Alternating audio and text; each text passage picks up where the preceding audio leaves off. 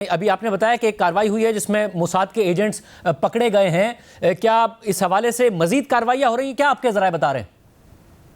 जी, मेरे जराये के मुताबिक इस वक्त 17 ऐसे ट्रक्स हैं जिनको पकड़ा गया है, जिनके अंदर ड्रोन्स की या तो फैसिलिटी मौजूद थी या तो ड्रोन्स वहां से इस्तेमाल होने वाले थे।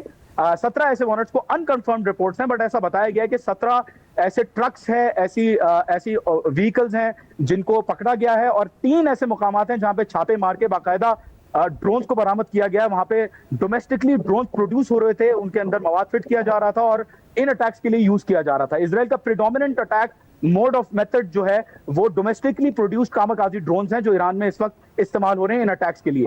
लेकिन ये भी बताया जा रहा है कि एयर स्ट्राइक्स भी हुई हैं। और जॉन, मुझे ये भी बताइएगा, सारे बहुत सारे ऐसी बातें हैं जो मगरबी मीडिया के जरिए दुनिया को पता चल रही होती हैं ईरान के हवाले से। अब 40 साल की पाबंदियां, उसके बाद एक तो अवाम का हुकूमत में कॉन्फिडेंस होना, दूसरा अपनी सलाहियत में कॉन्फिडेंस होना। 40 साल की पाबंदियां एक तरफ हैं, दूसरी तरफ ज़ाहिर इसराइल है, उसको मॉडर्न असलाह मिलता है, उसके साथ अमेरिका खड़ा है। क्या ये कॉन्फिडेंस भी है अवाम में कि ईरान की ऐसी इतनी मिलिट्री सलाहियत है कि अगर प्रोलॉन्ग होती है वॉर तो वो इसराइल के साथ मुकाबला कर सके? देखिए, प्रोलॉन्ग्ड वॉर का इतना ज्यादा कंसेंसस मुझे नहीं पता कि अवाम के अंदर इतना नैरेटिव इस चीज का है या नहीं है, इतना कॉन्फिडेंस है या नहीं है इस चीज का कि प्रोलॉन्ग्ड वॉर ईरान जीत सकता है या नहीं। बहरहाल इतना मैं आपको कॉन्फिडेंस के साथ कह सकता हूं कि लोग यहाँ पे इस वक्त शिद्दत इतनी हो गई है लोगों के इमोशंस की कि लोग तैयार हैं और कह रहे हैं कि ईरान को एक प्रिंसिपल स्टांस लेना चाहिए regardless of the consequences.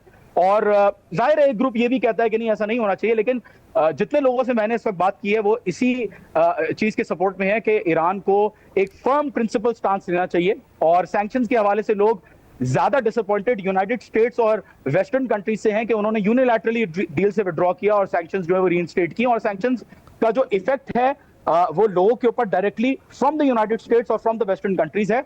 Iran की गवर्नमेंट के जाहिर है लोग इस चीज पे एक ग्रुप ये भी कहता है कि नहीं, ईरान की गवर्नमेंट को भी कुछ करना चाहिए इस हवाले से। लेकिन जनरल अंडरस्टैंडिंग लोगों की इस वक्त इस तरफ जा रही है कि जितना भी यहाँ पे आवाम के ऊपर प्रेशर है, ऑल्दो प्रेशर ज्यादा एग्जैजरेट किया जाता है, इंटरनेशनल मीडिया में ऐसा दिखाया जाता है कि ईरान के हालात बहुत खराब हैं या ईरान इकोनॉमिकली जो है वो काफी अंडर डेवलप्ड है, जबकि रियलिटी ऐसी नहीं है। टूथपिक से लेकर रॉकेट्स तक, as I have observed, Iran जो है वो अपने डोमेस्टिकली प्रोडक्शन में बहुत स्ट्रांग है। लेकिन हाउएवर सैंक्शंस ने ऑफ कोर्स इंपैक्ट क्रिएट किया यहाँ पे, लेकिन लोग ब्लेम इस चीज का वेस्ट के ऊपर ज्यादा डालते हैं, ना कि ईरानी गवर्नमेंट के ऊपर।